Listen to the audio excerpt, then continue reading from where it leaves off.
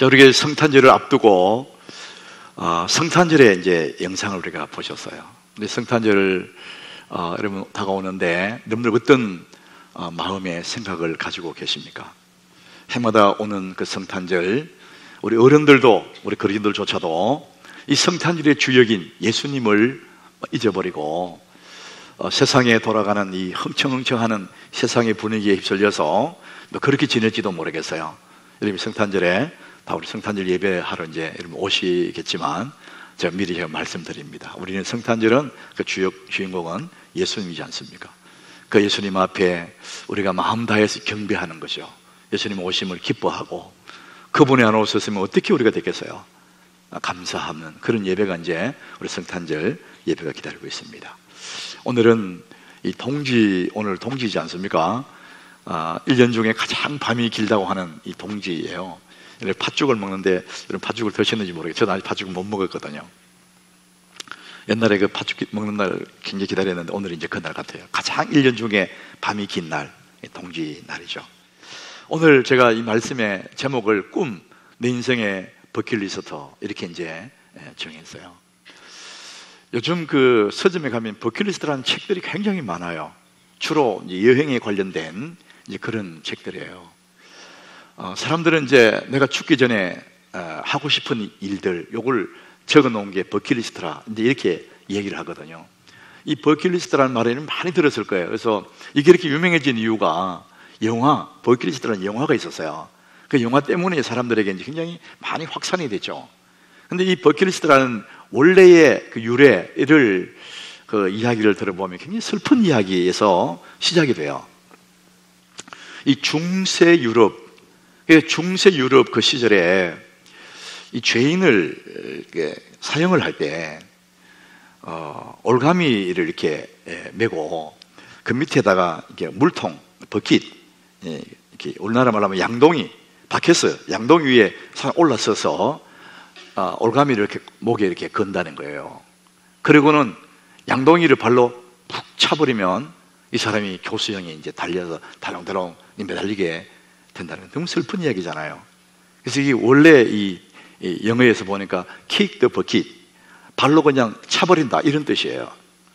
이제 이 사람이 어떤 연유인지는 모르지만 양동이 위에 서서 그리고 거기에 올가미를 목에 턱 걸 때 그 순간에 이 사람이 살아온 날들 종마당처럼 쫙 머릿속에 지나갈 거예요.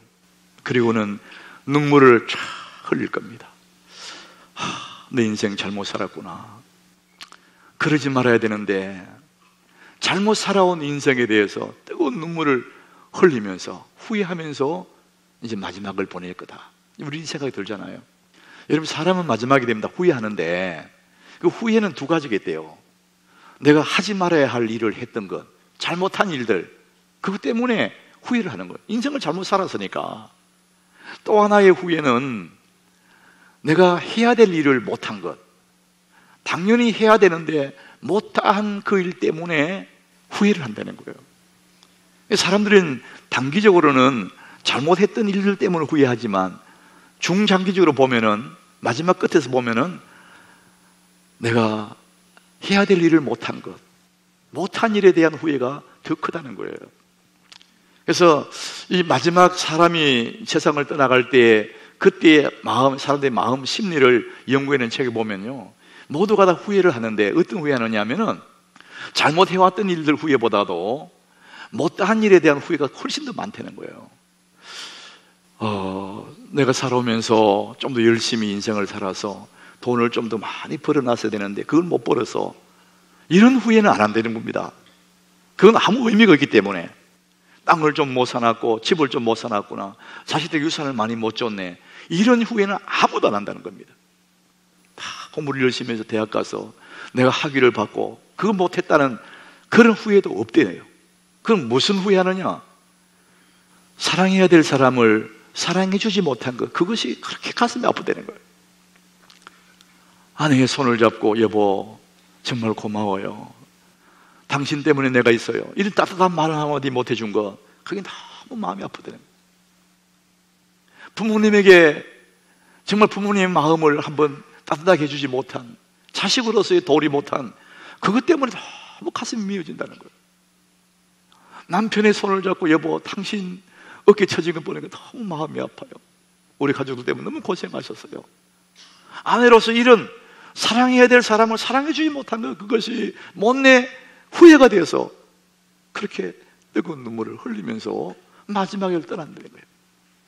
자, 우리는 어차피 인생을 살고 나면 후회할 거예요. 그러나 그 후회를 최소화하고 할 수 있으면 후회를 적게 하기 위해서 방법이 있습니다. 그게 오늘 말씀의 제목이에요. 꿈, 내 인생의 버킷리스트입니다. 우리가 한번 내가 죽기 전까지 해야 될 일을 한번 적어보는 거예요. 내가 이런 일을 해야지, 이런 일 꼭 해야 되겠다, 이런 일을 한번 적어보는 거죠. 살아있을 동안에 해야 될 일을 적어놓고 그 일들을 해가면은 아무래도 후회가 좀 적게 하게 되겠죠. 여러분들은 어떤 버킷리스트가 있습니까? 내가 해야 될 일들을 계획해 보는 겁니다. 준비하고 계획된 그 일만이 좋은 결과를 가져올 수 있거든요. 막연하게 살아가면 좋은 결과 없습니다. 그래서 열심히 산다고만 되는 것이 아니라 내가 살아있을 때 해야 될 일 준비하고 계획하고 목록을 만들어 보는 거예요. 우리 젊은이들이요, BTS 방탄소년단의 그 콘서트에 가보고 싶다 그런 얘기 하잖아요. 그래서 뭐 잠실 이런 데서 무슨 행사하면 난리 나는 거예요. 또 유럽 뭐 배낭여행 가고 싶다 이런 사람들이 말을 많이 해요. 근데 말뿐이지 그것을 글로 적는 사람은 극히 소수라는 거예요. 사람들 입으로는 이거 하고 싶다 저거 하고 싶다 많은 말을 해도 실제로 적지를 않는다는 겁니다. 여러분, 그냥 막연한 말은 바람일 뿐이에요. 그것이 이루어지는 확률은 굉장히 적습니다. 그런데 글로 적으면은 그 목표가 분명해지고 그 다음에 방법이 나오고 에너지가 나와요. 그러니까 적는 것이 그렇게 중요합니다. 우리 교회 참 좋은 우리 교회의 전통 하나가 하나님 말씀 묵상하는 거지 않습니까? 새벽마다 저는 저 뒤쪽에 앉아서 하나님 말씀을 듣고 그 말씀을 묵상하고 거기에 생명의 샘에 줄 치고 동그라미 치고 옆에 메모하는 거 너무 좋은 거예요. 새벽이 마치고 불이 꺼지고 각자 기도하다가 돌아가십시오. 막 기도하다가 생각나는 정말 중요한 생각들, 그때 메모를 하려고 그러면 깜깜하게 안 보이잖아요. 그래도 저는 생각을 이렇게 막 메모를 해요. 나중에 보면 삐뚤삐뚤하고 제가 선별에 글을 읽을 수는 있어요. 근데 형편없는 글입니다. 그런데도 그 한 단어, 그 한 줄이 얼마나 내 마음에 기쁨을 주고 내 마음에 인사이트를 주고 하나님의 지혜를 주는지 모릅니다. 적는 것이 그렇게 중요합니다. 그래서 버킷리스트를 만드는 거예요. 후회를 적게 하기 위해서, 그런 목표를 이루기 위해서, 다람쥐 쳇바퀴에 벗어나기 위해서는 우리는 반드시 적는 것이 필요하다는 거예요. 어느 세미나에서 얘기를 해도 강사가 참 의미 있는 얘기를 한 거예요. 이 세상에는 세 가지 중요한 금이 있다. 금, 황금과 소금과 지금이 있다. 굉장히 의미가 있잖아요. 와, 황금, 소금도 너무 중요하고 지금이 중요하다. 이 남자가 깨달았다고 아내에게 문자를 보냈어요. 여보, 세 가지, 세상에 중요한 세 가지가 있다는데 금이 세 가지 있대. 당신 뭔지 알아? 보냈어요. 잠시 후에 아내가 답장이 왔답니다. 아내 답장이 이런 거예요. 현금, 지금, 입금, 이렇게. 아마 모든 사람들이 현금을 좋아하죠. 캐시, 지금 현금 입금해라. 우리가 정말 100가지 리스트하게 또 함축해버리면 그렇게 되는 거예요. 가족과 건강과 돈이 되는 거죠. 50대가 되기 전에 젊은이들을, 결혼한 부부들 40가지 리스트를 보니까요, 첫 번째가 집 사는 거예요. 집. 두 번째 아이 낳는 거. 세 번째 직장에서 은퇴하는 거. 직장에서 빨리 사표 내는 거. 이 결국은 뭐냐, 나눠보면 다 건강과 가족과 돈이에요. 여러분, 우리가 사람이 이렇게 인간의 건강한 게 참 좋잖아요. 제가 지난 주 중에 이제 건강 검진을 받았어요. 이제 이 몸의 건강은 병원에 가서 검진해보면 알아요. 어디가 나쁜지 다 알아요. 이제 다음 주, 그 다음 주 가서 이제 결과를 볼 거예요. 그런데 이 몸은 검진해보면 아는데 저 사람 인생이 건강한 인생이야, 건강한 삶을 살고 있어, 이거는 뭘로 측정합니까? 측정 도구가 뭐예요? 건강한 인생이다, 건강하지 않은 인생이다. 뭘로 알 수 있느냐? 여러분, 한 가지가 있습니다. 그 사람이 소원을 보면 압니다. 이 사람이 뭘 원하는지, 뭘 위해서 사는지, 마음의 소원이 뭔지를 보면 아, 건강한 사람이구나, 그렇지 못한 사람이구나. 육에 속한 사람, 성경을 말하면 육에 속한 사람, 이 사람은 언제나 먹고 사는 문제에 집중합니다. 누가복음 12장의 어리석은 부자처럼 그는 먹고 사는 문제에 집착을 하는 거예요. 오로지 돈이에요. 예수님이 그런 사람을 가리켜서 이 어리석은 사람아 이렇게 말했어요. 건강하지 않는 사람이라는 거예요. 여러분, 건강한 인생을 사는 사람들은 의미를 찾아요. 의미. 내 삶의 의미를 찾는 거거든요. 여러분은 어떤 마음의 소원을 가지고 사십니까? 어떤 버킷리스트를 가지고 사십니까? 오늘 우리는 크리스마스를 앞두고 이 마태복음 1장의 본문을 선택했는데, 이 본문이 쓰여지는 그 상황보다 600년 전에 이사야가 이것을 예언했거든요. 처녀가 잉태하여 아이를 낳고 그 아이를 예수로 하라. 하나님이 사람으로 이 땅에 오시는데 처녀의 몸을 빌어서 아이로 태어나고 그 아이가 예수다. 이것은 우리 인간의 이성으로는 이해가 안 되는 그 이야기를 600년 전에 예언했고, 그 예언 그대로 때가 참에 마리아의 몸에서 예수가 나오는 거예요. 우리는 그 본문을 이제 오늘 보게 되죠. 이사야 7장 14절에 그 예언의 말씀이 이렇게 기록되어 있습니다. 우리 같이 한번 읽어보겠습니다. 그러므로 주께서 친히 징조를 너에게 주실 것이라. 보라, 처녀가 잉태하여 아이를 낳을 것이요 그의 이름을 임마누엘이라 하리라. 오늘 이 600년 전에 그 옛날에 선지자가 예언했던 그 예언이 그대로 오늘 본문에 보면 그대로 이제 이루어지는 거죠. 여러분, 오늘 이 본문에서 요셉과 마리아라는 이 젊은 두 사람이 등장을 해요. 근데 이 마리아 입장에서는 이제 결혼을 앞두고 있어요. 약혼을 해놓고 결혼을 앞두고 있어요. 그 여인의 소박한 꿈이 뭐겠어요? 아름다운 가정을 이루고 정말 행복하게 예쁘게 잘 사는 거, 그 여자의 소박한 꿈이거든요. 근데 어느 날 자기 처녀인데 결혼을 기다리고 있는 자기 몸에 아이가 들어섰어요. 배가 불러와요. 이것은 이해할 수 없는 엄청난 충격이거든요. 오늘 이 마태복음에서는 그 부분을 설명하지 않아요. 근데 똑같은 본문이 누가복음 26장에 가보면은요, 누가복음에서 어느 날 천사가 마리아를 찾아와요.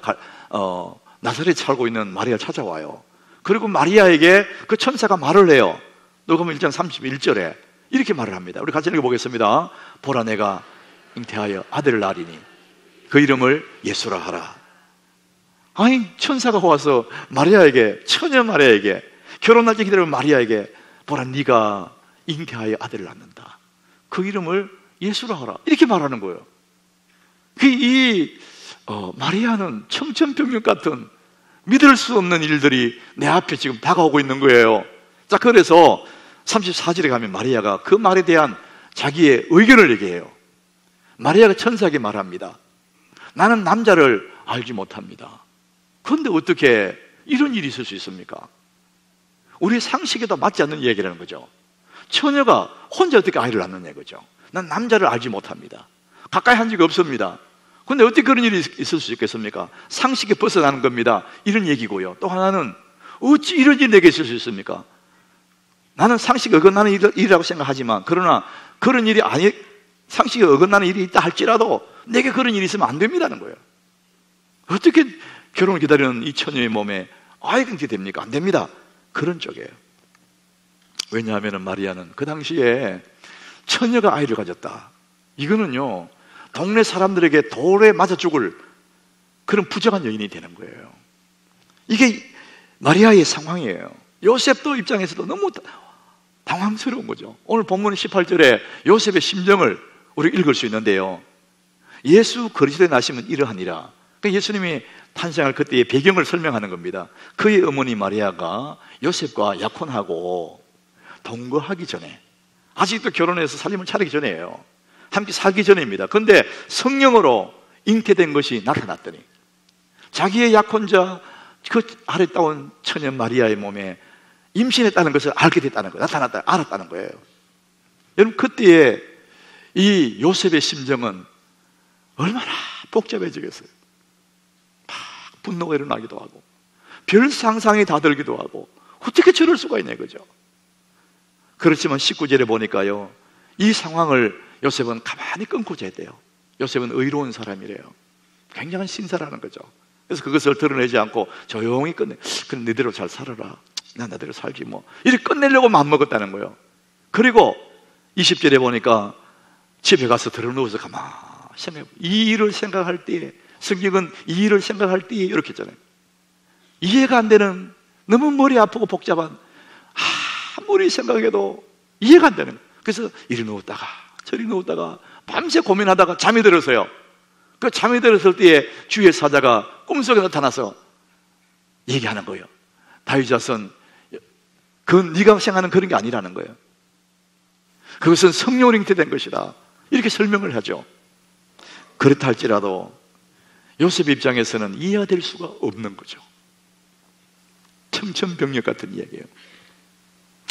오래전에 하영조 목사님이 연예인 교회를 심을 했답니다. 아마 그 에피소드를 우리가 다 알고 있는 이야기예요. 그 연예인들을 모아놓고 오후에 성경 공부를 하는데, 오늘 이 본문같이 마리아의 몸에, 처녀의 몸에 성령이 잉태해서 아이가 낳았는데 그가 예수다, 이런 성경 공부를 할 때 그게 젊은 연예인 하나가 이해할 수 없었다. 목사님, 어떻게 처녀가 아이를 낳습니까? 이해할 수가 없습니다. 목사님 물러서지 않고 성경의 가장 중요한 교리가 바로 동정녀 마리아에게 성령으로 잉태된 예수님이 낳았다, 이게 중요한 교리입니다. 이거 믿으셔야 됩니다. 그랬더니 아니 어떻게 처녀가 아이 낳냐고, 못 믿겠다고 자꾸 이제, 그러니까 분위기가 아주 가라앉아 버렸어요. 그 당시에 코미디언 구봉소 장로가 그 교회 장로였다며요. 그 장로님이 얼때 일어나서 하는 말이, 그 젊은 청년에게 이렇게 했대요. 야 임마, 마리아 신랑도 가만히 있는데 네가 왜 지랄이야? 말이 맞잖아요. 마리아 신랑도 이해 안 되지만 조용히 끊으려고 입 다물고 있는데 네가 왜 지랄이냐고. 그런 얘기는 우리 많이 들었을 거예요. 요셉의 입장에서도 마리아 입장에서도 이해가 안 되는 이야기예요. 이게 정말 부담스럽고 본인들도 복잡해지고, 그걸 받아들였다 할지라도 동네 사람들은 눈초리가 너무 무서운 거예요. 사람들이 비웃을 거 아니에요. 저것들을 저거 벌써 어떻게 저거 결혼도 하기 전에 애를 가졌냐. 요즘도 그 일은 부끄러운 얘기 사실은. 근데 그 당시에는 돌에 맞아 죽을 그 상황이니까 부끄러울 정도가 아니에요. 지가 천일이에요. 그에다가 또 오늘 21절에 보니까요, 이런 말씀이 있어요. 아들을 낳으리니 이름을 예수라 하라. 이 천사가 얘기하는 거거든요. 근데 그 당시에 그 유대 사회 속에서는 아이가 태어나면 아빠가 그 아이 이름을 지어주게 돼 있대요. 그게 당연한 권리라는 거예요. 근데 아이 낳는 것조차도 나와 아무 상관없이 잉태됐다 그랬고, 아이 이름도 미리 정해줬어요. 아이 낳을 테니까 그 이름 예수라 해라. 자기의 권리 하나도 사용할 수가 없는 거예요. 이런 상황입니다. 자, 그래서 이 마리아와 요셉이 이 하나님의 말씀을 받아들이기는 너무너무 부담되는 거예요. 이성으로 이해가 안 되고 상황으로도 이해가 안 되고 할 수가 없는 그런, 만약 그걸 받아들이면 엄청난 어려움에 감수하게 되는 거예요.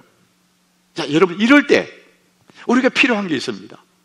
여러분, 예수를 믿으면 좋은 일도 있지만요, 이런 부담되는 일들이 있습니다. 예수님 때문에 손해볼 일도 생깁니다. 자, 그럴 때 우리가 필요한 게 뭘까요? 그때는 힘이 필요한 게 아닙니다. 그럴 때는 그것을 받아들이는 믿음의 용기가 필요합니다. 따라합시다. 믿음의 용기. 우리에게는 때로는 경쟁에서 이기려면 힘이 필요하잖아요. 그런데 져주기 위해서는요, 용기가 필요해요. 정말 큰 사람들은 져줍니다. 우리가 강해지기 위해서는 힘이 필요하지만은 겸손하고 부드러워지기 위해서는 믿음의 용기가 필요한 거예요. 이해 안 되는 일이 앞에 벌어졌어요. 그 상황이 벌어졌어요. 자, 그럴 때 요셉과 마리아에게는 믿음의 용기가 필요한 거예요. 자, 오늘 24절에 보니까 요셉이 그 앞에 믿음의 용기를 가지고 받아들입니다. 주의 사자가 분부한 대로 행하여 그의 아내를 데려왔대요. 주의 사자가 분부한 대로 행하여, 자기 생각대로 감정대로가 아니고 주의 사자의 분부대로 행했다는 거예요. 이게 믿음의 용기입니다. 누가복음 1장 38절에 보면은 마리아도 이렇게 말합니다. 우리 같이 읽어보겠습니다. 마리아가 이르되 주의 정령이 말씀대로 내게 이루어지이다 하며 천사가 떠나가니라. 따라합시다. 말씀대로 내게 이루어지이다. 내 생각 다 상관없이 주의 말씀대로 내게 이루어지이다. 믿음의 용기로 그것을 받아들이는 겁니다. 여러분, 이것이 하나님의 큰 역사를 이루는 하나의 중요한 매개체입니다. 순종은 좋고 싫고의 문제가 아니에요. 순종이라는 것은 이해되고 이해 안 되고의 문제가 아니에요. 내한테 이익이 되냐 손해 그 문제가 아닙니다. 주의 여종이오니 말씀대로 내게 이루어지이다. 사랑하는 여러분, 오늘 23절에 보니까요, 처녀가 잉태하여 아들을 낳는데 그 이름을 임마누엘이라 하라. 임마누엘. 임마누엘 뜻이 뭐냐? 하나님이 우리와 함께 하신다. 이게 임마누엘 뜻이라는 겁니다. 예수를 믿는 것이 얼마나 큰 복인데, 내가 예수를 믿고 구주를 믿으면 하나님 나와 함께 하신다는 거예요. 그래서 우리의 삶의 여정 속에 하나님 함께 하시는 거예요. 자, 그렇다면 여러분, 우리의 인생의 버킷리스트를 다시 써야 됩니다. 우리의 소원에는, 이 버킷리스트에서는 내가 원하는 것만 쫙 있어요. 그러나 가장 첫 번째, 주의 여종이오니 주의 말씀대로 이루어지이다. 여러분, 가장 큰 하나님의 뜻, 이거 하나가 앞에 들어가 줘야 나머지 모든 것이 의미가 있는 거예요. 여러분의 삶의 버킷리스트, 여러분의 삶의 마음에 하고 싶은 이야기들, 그 모든 것 가운데 가장 첫 번째, 주의 여종이오니 주의 말씀대로 이루어지이다. 여러분, 하나님의 뜻이 세워지기를 축복합니다. 우리 믿음의 선배 바울은 그의 평생에 소원 하나가 있었어요. 빌립보서 1장 20절 우리 같이 읽어보겠습니다. 나의 간절한 기대와 소망을 따라 아무 일이든지 부끄러워하지 아니하고 지금도 전과 같이 온전히 담대하여 살든지 죽든지 내 몸에서 그리스도가 존귀하게 되게 하려 하나니. 따라합시다. 살든지 죽든지, 내가 이익되든지 손해든지 아무 상관없다는 거죠. 심지어는 살든지 죽든지 그거는 나의 소망이 아니고 그건 하나님의 손에 있는 거고, 내가 바라는 것은 내 몸에 그리스도가 존귀하게 되기를 원한다. 이 고백을 하고 있는 거예요. 여러분, 내 인생의 최고의 버킷리스트, 내 꿈의 최고의 버킷리스트를 말하면 예수님이십니다. 여러분의 삶의 가장 우선순위에 그분의 뜻이 이루어지는 것이 내 첫 번째 내 소원이 된다면 하나님은 얼마나 기뻐하시겠어요. 요셉이나 마리아가 주의 뜻대로 내게 이루어지이다, 그 고백을 통해서 온 세상에 하나님의 역사가 나타나지 않습니까? 그분들의 헌신을 통해서 오늘도 수많은 영혼들이 예수님을 통해 구원받는 역사가 일어나지 않습니까? 나의 삶의 가장 첫 번째 우선순위, 주의 여종이오니 주의 말씀대로 이루어지이다. 여러분 삶의 가장 첫 번째, 여러분의 소원이 첫 번째가 주의 뜻이 이루어지는 것이 여러분의 소원이 되시기를 주님 이름으로 축복합니다.